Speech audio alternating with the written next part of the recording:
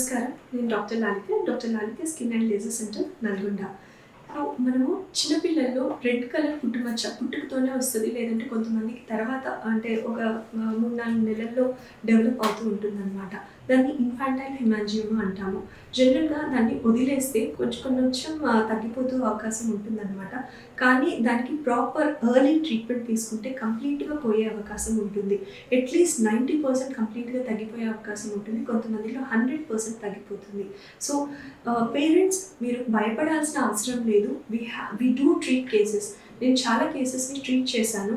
So, అవి మనము safe side అంటే బేబీకి ఏది బాగుంటుంది, ఏది బాలేదు అనేది చూసి బ్లడ్ టెస్ట్ చేసి ఆ ట్రీట్మెంట్ అనేది స్టార్ట్ చేస్తే మనకి ఆ పుట్టుమచ్చ అంటే రెడ్ కలర్ ఆ స్వెల్లింగ్ అనేది కొంచెంగా తగ్గే అవకాశం ఉంటుంది.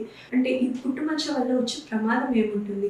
జనరల్‌గా మనకి ఫేస్ మీద కానీ, నోట్లో కానీ ఇంకెక్కడన్నా వైటల్ ఏరియాస్ ఇయర్స్ లేదంటే తలలో అట్లాంటి ఏరియాస్‌లో వచ్చినప్పుడు డెఫినెట్‌గా ట్రీట్మెంట్ తీసుకోవాల్సిన అవసరం ఉంది. ఎందుకు అంటే అవి కొంచెం ఇంకా పెద్దగా అయిపోయి మనకి విజన్ డిస్టర్బెన్సెస్ కానీ, ఇక్కడ ఉంటే తినడానికి ప్రాబ్లమ్ కానీ, ఇయర్ దగ్గర ఉంటే హియరింగ్ ప్రాబ్లమ్స్ కానీ, లేదంటే అంటే మనకి మామూలుగా స్కిన్ మీదే ఉన్నా కానీ కొన్నిసార్లు లోపల లివర్ మీద కానీ, కిడ్నీ మీద కానీ ఇట్లాంటి హెమాంజియోమాస్ ఉండే అవకాశం ఉంటుంది.